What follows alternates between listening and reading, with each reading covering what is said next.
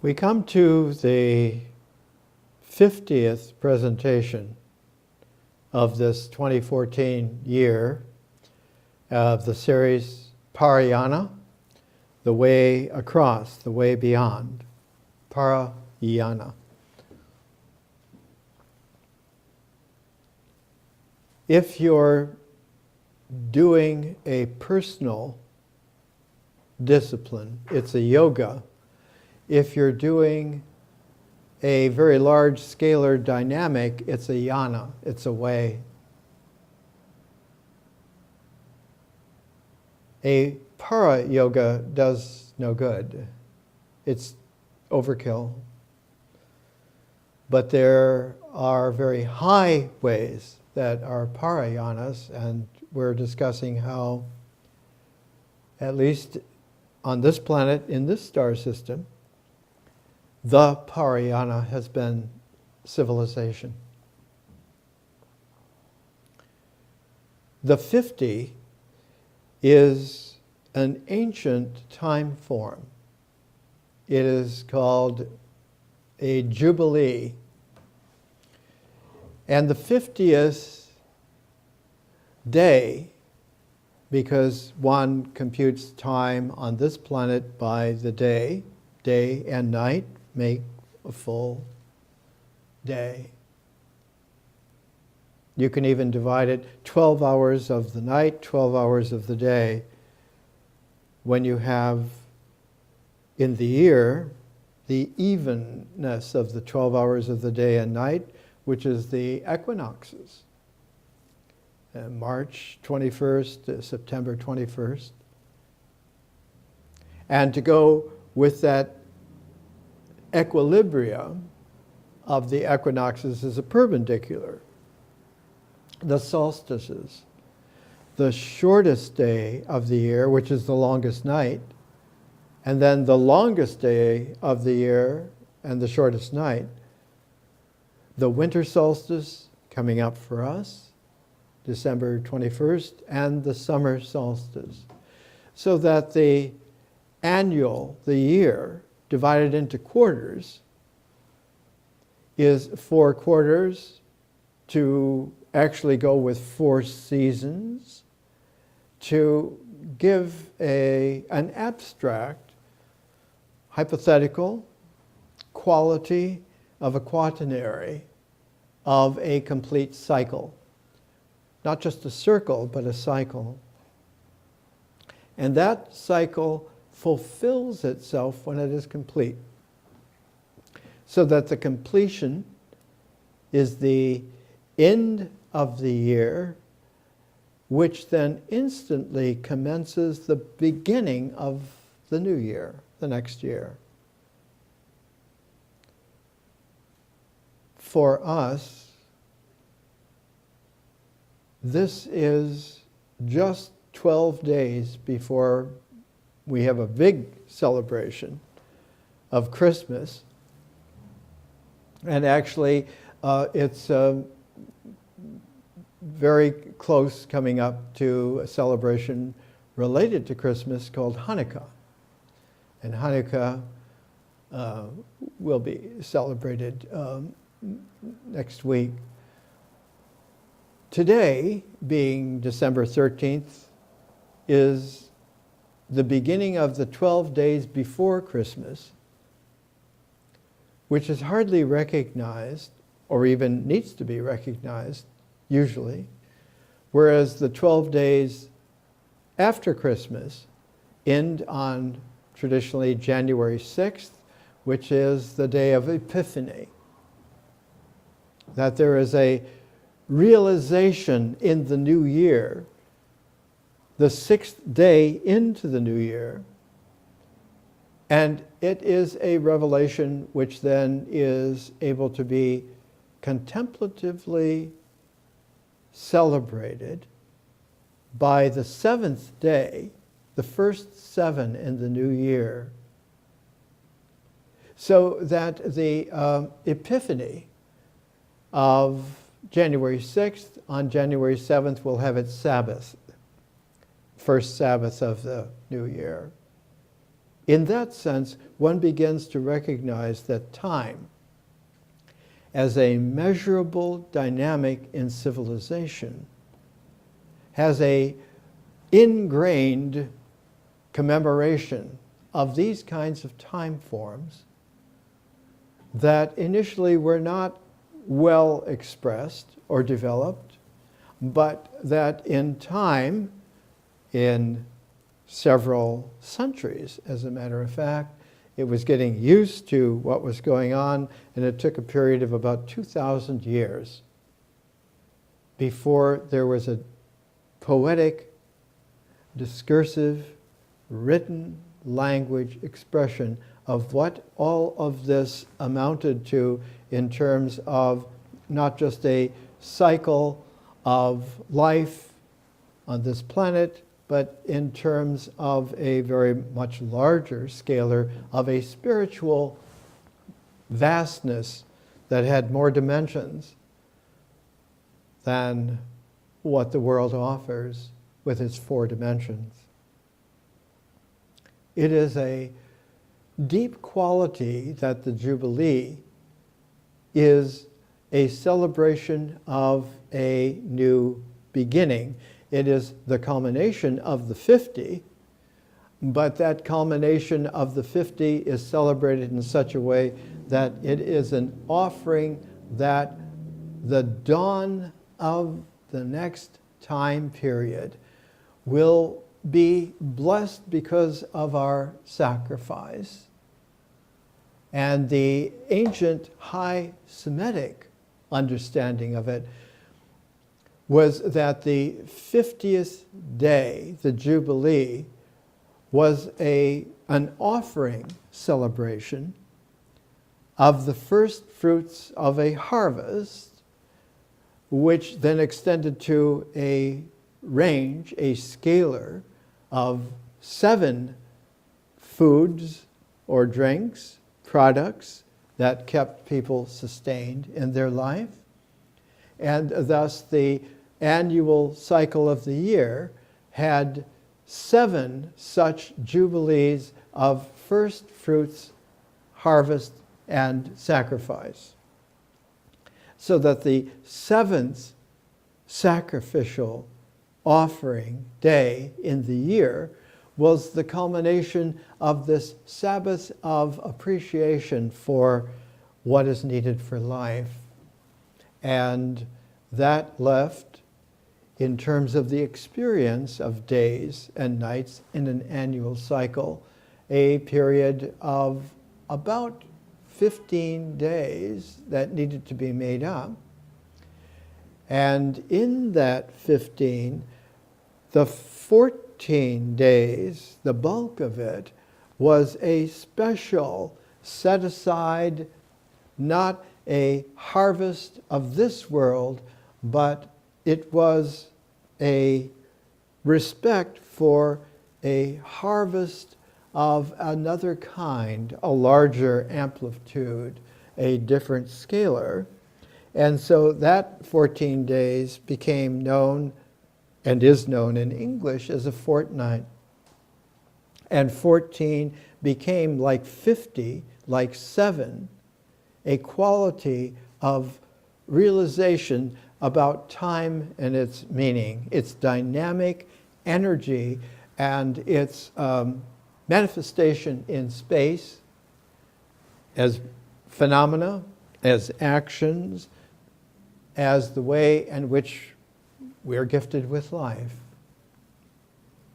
And with the recognition of a higher meaning, even than the deep meaning that we can come to understand by living life, by the experience of being able to use language in an oral way of commemoration of what all of this we're doing, what the rituals amount to, what the mythos, the mythic experience of it is in terms of feeling and its expression in tones, in sounds and sights and feeling tones within ourselves.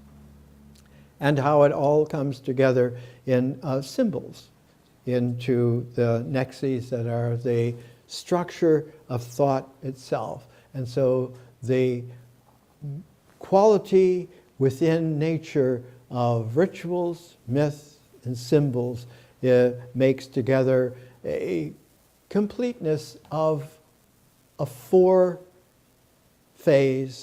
four-season, four quaternary qualities of time to give us a sense that there are different measurements which now can be utilized to expand the day, the 24 hours, the 12 days, 12 nights, hours, so that together now we have an index not only of the day, but of the week, of the 12 months of the moon, with a little extra seated in to respect the days of the dark of the moon and the recognition that there is then a day which is extra holy and sacred, and that day would be the 365th day. It's outside of the 7 first fruits jubilees.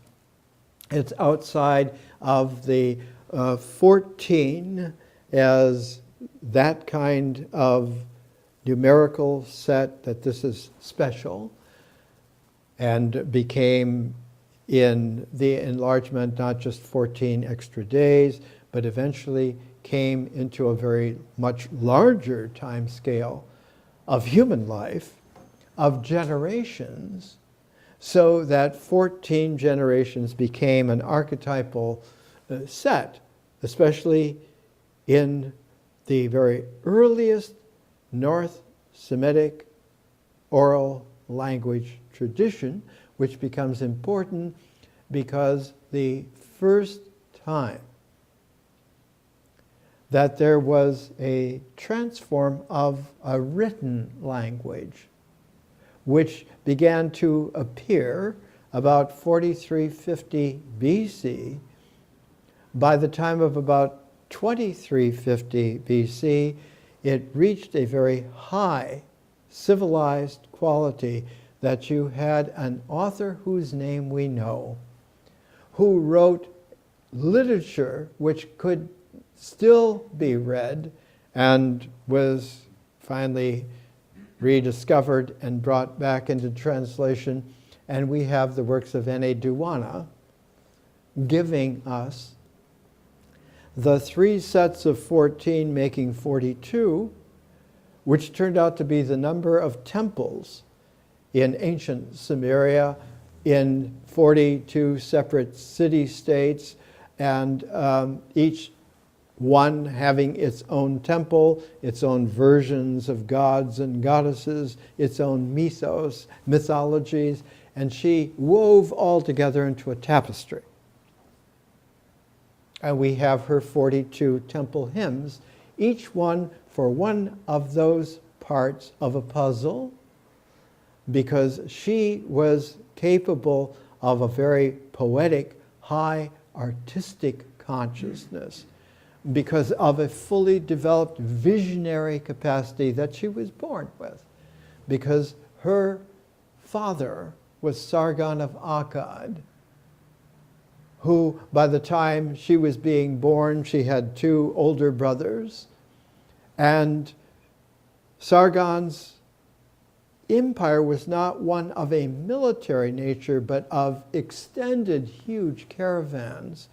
It was a trading empire, and it spread from the island of Cyprus in the Mediterranean to the Indus River Delta Valley, huge basin in India.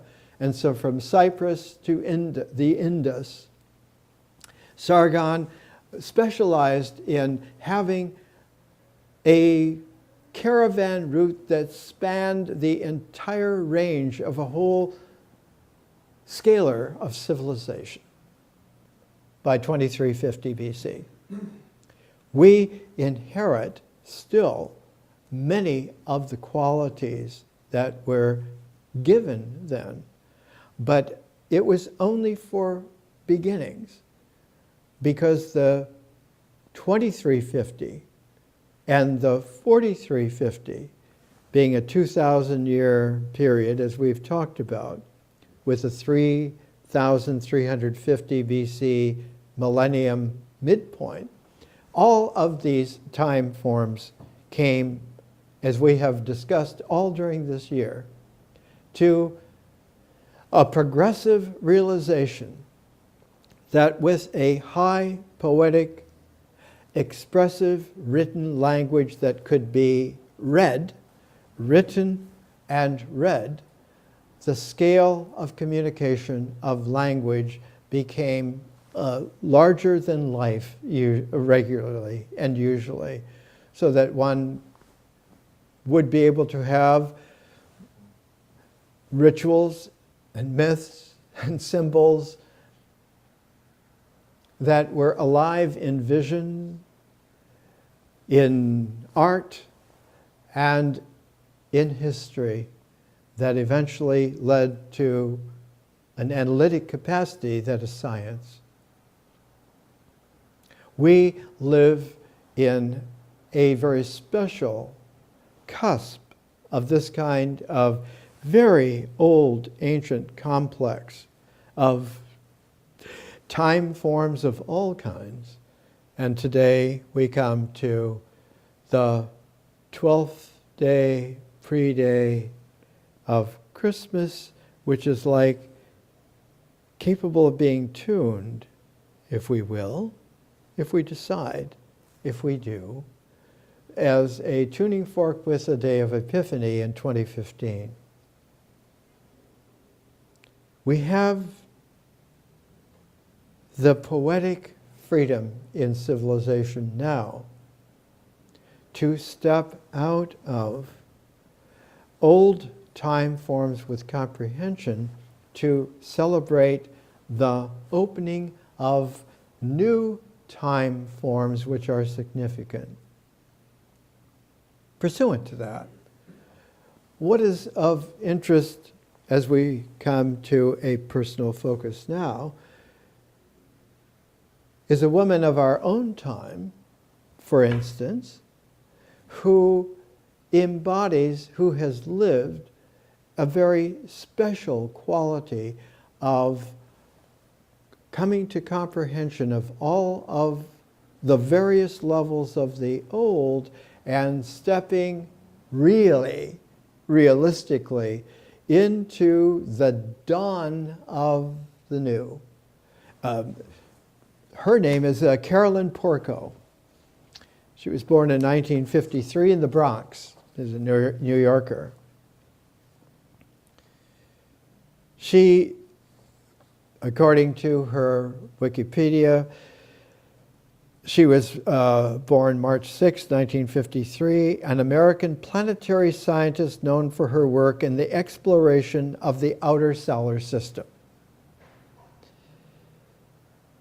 She began with the Voyager ongoing expeditions as Voyager was reaching beyond Jupiter. And what was it reaching beyond Jupiter? It was Voyager by that time in 1983 was beginning its leaving behind the qualities not only of Jupiter but of Saturn, and reaching out to a planet which had only been discovered about a couple of hundred, not even 200 years before, the planet Uranus.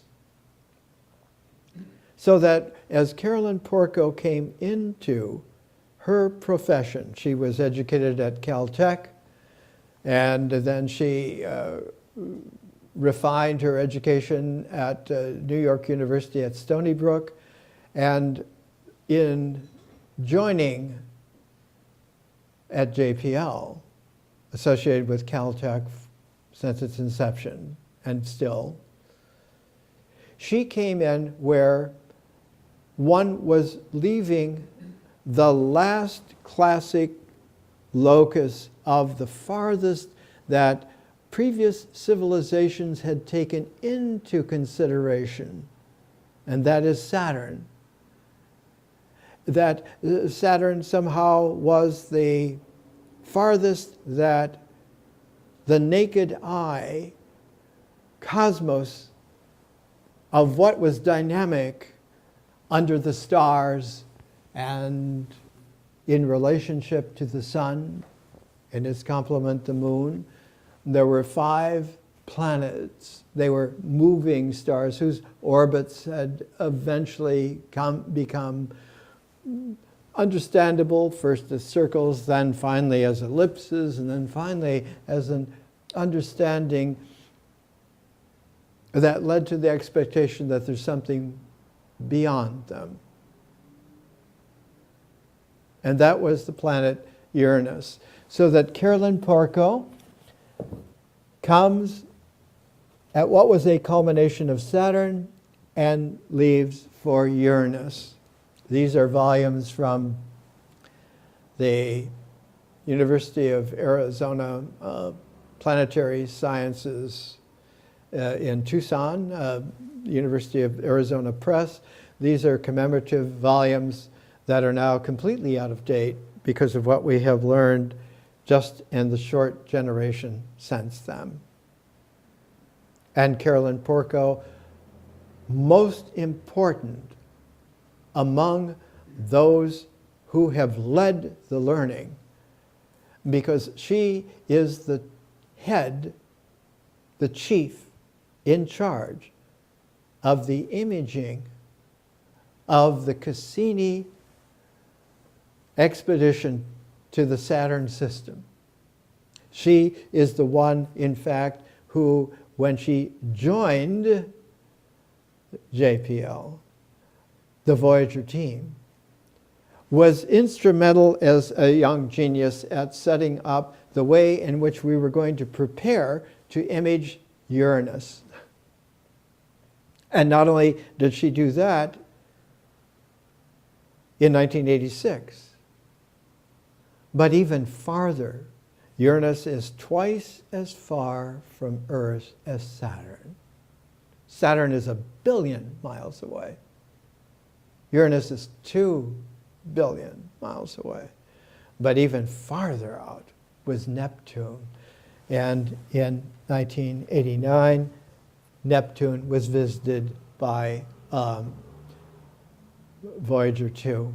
At Jupiter, Voyager 1 was sent off into a perpendicular, and so its orbit carried it as a straight diagonal out of the plane of our star system, out of the planetary plane, and that it would be a way in which one could eventually, if the technology held up, as it has, we would be able to have the experience in a generation, maybe a little bit more, of Voyager 1 being able to leave the magnetic sheath of our star system moving through the interstellar medium.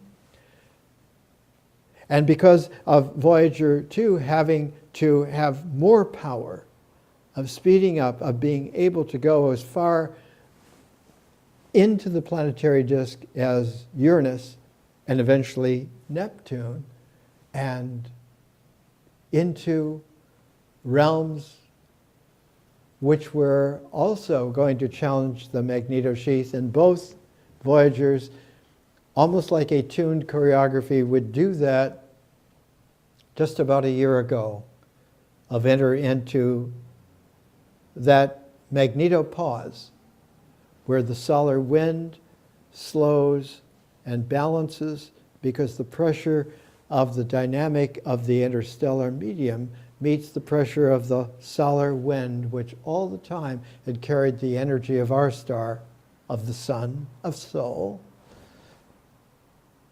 and lighted not just our world, but all worlds within the star system.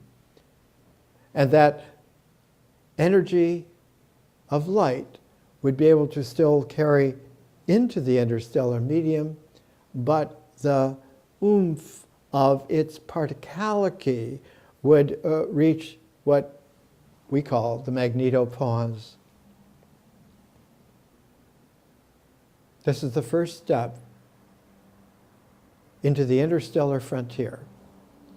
But what happened with Carolyn Porco is that as she refined the preparations for Uranus, and then doubly refined, because the instrumentation had to be taxed and recalibrated all the time to be able to not only collect the data for Voyager 2, but to be able to communicate it, because it takes a long time for that telemetry to work, even at the speed of light.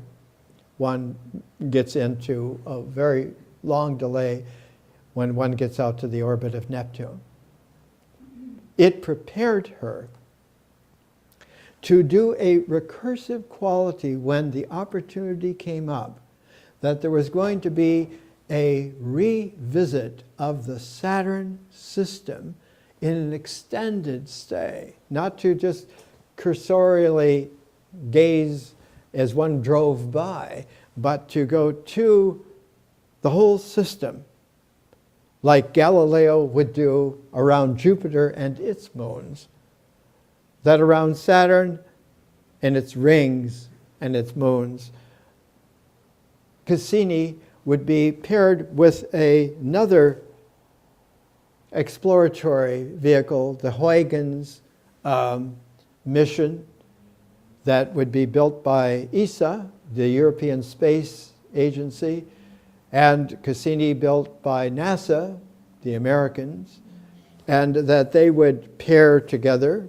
that Huygens would piggyback with Cassini, and that it would be a quality of being able to stay in the Saturn system, which is much more complex than the Jupiter system or any other planetary system. And so, as one had in the early days, this is a monograph from NASA, The Atmosphere of Titan. It's a falling apart paper-bound from 1974. And their reports were about like so, because no one knew very much at all about Titan, except from guesses and a few facts. And it wasn't until 2002 that Lifting Titan's Veil, Exploring the Giant Moon of Saturn, was published by Cambridge University Press. But even then, it was beginning to be apparent that we were on the verge of something completely unknown, unexpected. And the next year, in 2003, the Cassini-Huygens mission, published by Kluwer Scientific Publishers in 2003, and they had so much that had come into play that a simple little volume, a couple of hundred pages from Cambridge, the next year, by 2003, it had to be in 2 volumes. This is volume 1. It's only about the Huygens. Volume 2, a little thicker, this is 750 pages, was about Cassini, and all of it was of a preliminary quality because it hadn't reached the Saturn system yet, which it would very quickly, within a year or so. All this time, Carolyn Porco was in charge of not only handling the imaging, what is this complex package of instruments doing? What is it seeing? What is it audioly picking up? what is the telemetry calibrations of all kinds, because one is dealing with not telescopes, but astrophysics. And so the complexity of the Cassini imaging is like a super carnival. And she was able, because she has an artistic nature. When she was a beginning adolescent, at age 11, one of the great things that happened for her was the, coming up to her 12th birthday, was the introduction of the Beatles and their music into the United States. And over the next couple of 3 years, she was completely engrossed in the elan, in the charisma of the Beatles. And when one looks at her Wikipedia, you see a photograph of Carolyn Porco at 60. And then there is a shot of her walking across the street in Pasadena with her whole imaging team of Cassini. And it is a replay of the Beatles' Abbey Road record cover, because she specializes in dance as well. In fact, she won a prize just a handful of years ago at a Michael Jackson dance costume, and where she had to perfect the steps, and she won. She took the trophy. So she is artistic in a dynamic way. It reminds those of us who are familiar with science fiction of Catherine Asaro, who is a jazz ballet dancer, among many other things. It's a quality of Carolyn Porco that she is at home in the dancing move of a huge complexity that has resonances. It has a harmonic, but it has the free form of surprises, of mysteries that disclose and then go back. They're hidden or come out for an extended while and then modify, then change, recursively come back into play in different costumes and so forth. She's masterful at this. So along with the experience of Voyager imagery, and now 10 years of Cassini imagery, when they began to put together the imaging of Pluto, she was put in charge again. So that you have in Carolyn Porco a Bronx girl, Caltech educated, JPL bred, and when she was put into the Pluto expedition, is called New Horizons. You talk about a shift in time forms. It's due at Pluto July of next year, 2015. She was a tenured professor at Caltech. She moved to Boulder, Colorado, to the Southwest Research Center there, which in tandem with JPL handles the Dawn, New Horizon. Dawn, at the same time as New Horizon going to Pluto, Dawn went to the asteroid belt. In particular, it went to the asteroid belt so that it would have a Cassini-like orbiting, not only of planets in the system, but an orbiting of the two largest asteroids in the asteroid portion of the solar disk. And the first was Vesta, and the second will be Ceres, coming up in 2015, just as the culmination of New Horizons getting to Pluto. Dawn will have its celebration of its apex of orbiting for at least a year, maybe more, the largest asteroid of all, Ceres. This issue that just was put out by Icarus, International Journal of Solar System Studies, is completely devoted to papers on Vesta. So that Don already is going into the scientific history of living achievements that are still underway, expansions that are still adding meaning. And all this time, Carolyn Porco is handling the great dynamic, the extension of the diameter of the understanding of the star system, all the way out, not only to Pluto, but its giant moon, Charon, its 4 little subsidiary moons, Nix and Hydra, Kerberos and Styx, and they're looking to find new qualities. One of the great discoveries of Carolyn Porco was that there is a acoustic resonance that shapes Saturn's rings that matches and tunes to levels and layers in the body of Saturn itself.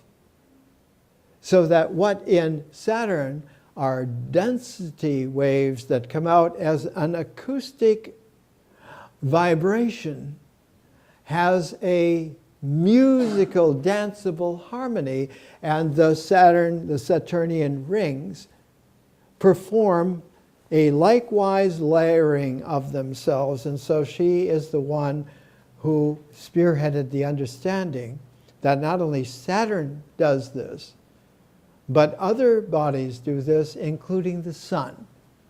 So that it is the sound of light gonging the sun like a bell that when it is finally heard becomes the dynamic of the solar wind. So let's take a little break and we'll come right back.